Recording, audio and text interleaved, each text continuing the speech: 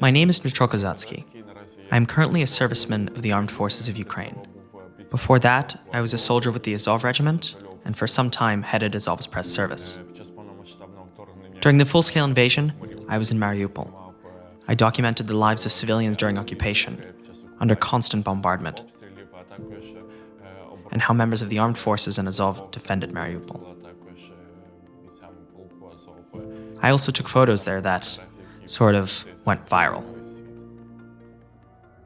Mariupol is the symbolic center of Ukrainian resistance against the Russian invasion, and the Azovstal steel plant, where Ukrainian military and civilians are holed up by the hundreds, is the site of the last stand there. Honestly, I didn't expect it to be on such a large scale. For some reason, I thought hostilities would just intensify along the front line we already had before February 2022. But I didn't expect such brutal actions from the Russians, involving missiles, aviation, and such offensives. Dmytro Kozatsky, whose call sign is Orest, is a soldier and photographer who went to the Azovstal steel plant to bring their story to the world in the early days of the Russian full-scale invasion. He was held in Russian captivity for 4 months.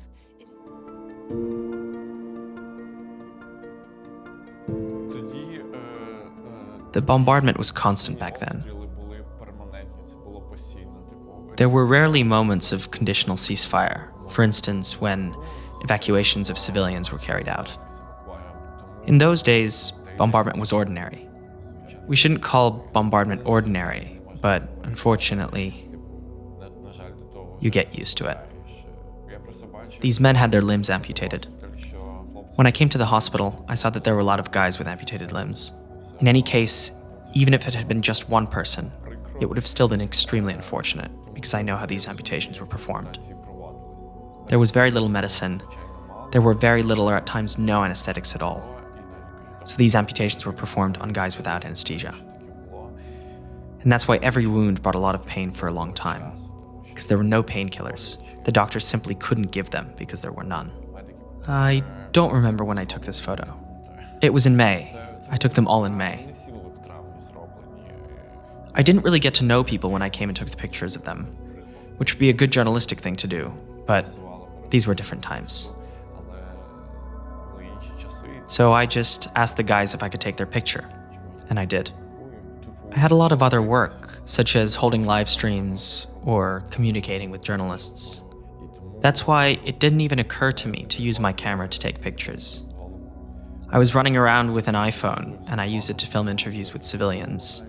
And that's why all of it was preserved, because it was synchronized with iCloud, and everything was uploaded there.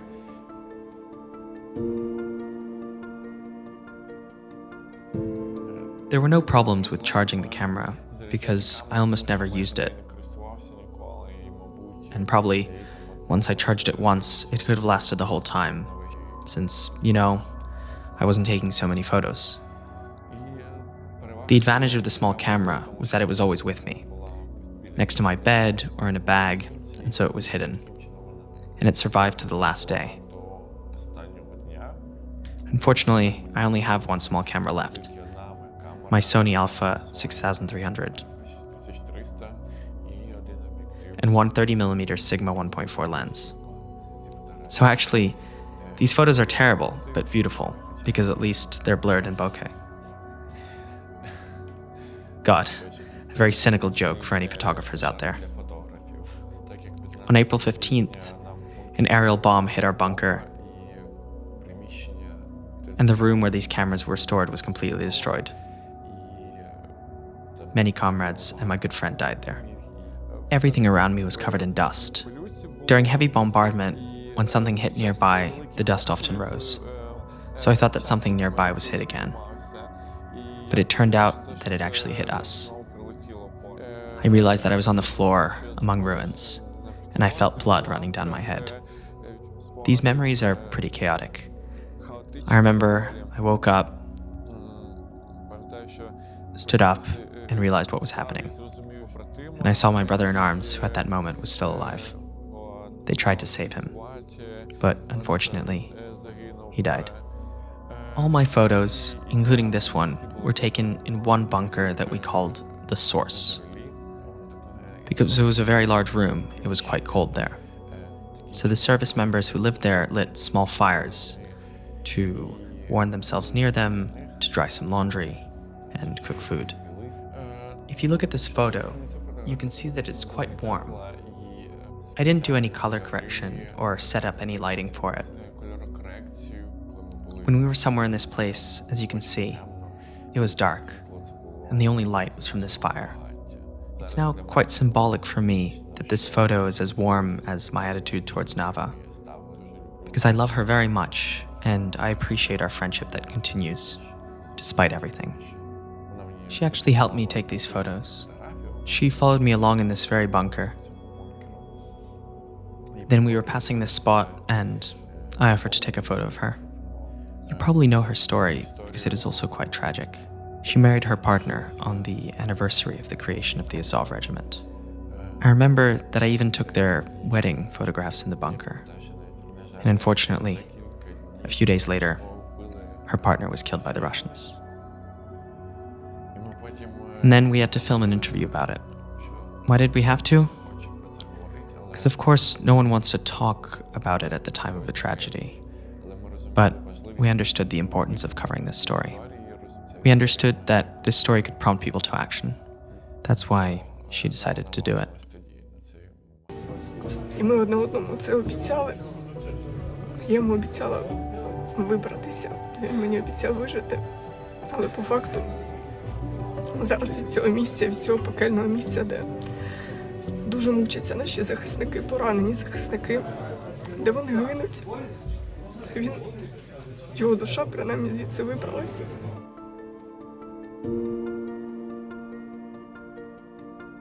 We occasionally went out to the civilians or for other reasons, and it lightened the anxiety we felt in the basement.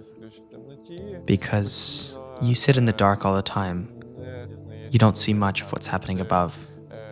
You only get news from those who kept the defenses above. I didn't name it, but people called it "the light will win," so I continue to call it that. When we were in this bunker, I saw a light shining through, and I thought it would make a good photo. There was one sunny day, and the light was coming through this hole.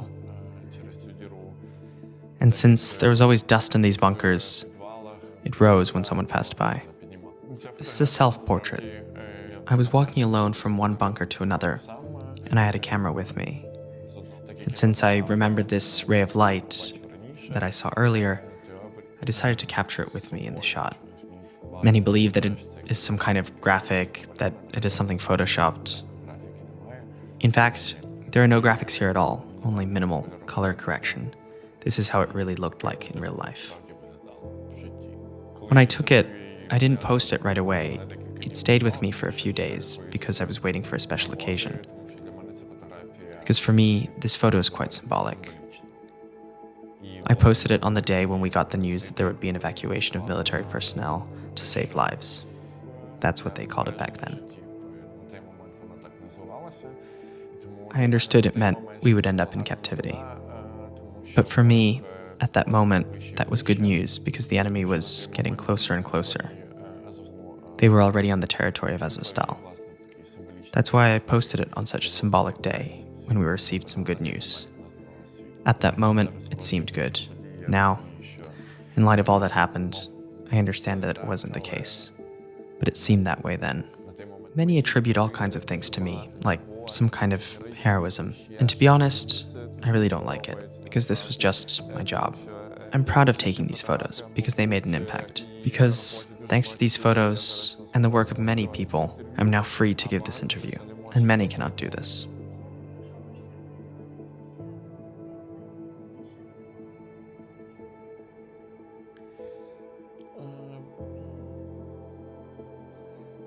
I will not single out the most valuable one. Most would probably say that this photo because it is very popular and it's gone viral. But popularity does not equal value. I'm glad that these photos are used to draw attention to the prisoners of war, to draw attention to the courage of the defenders of Azovstal and Mariupol.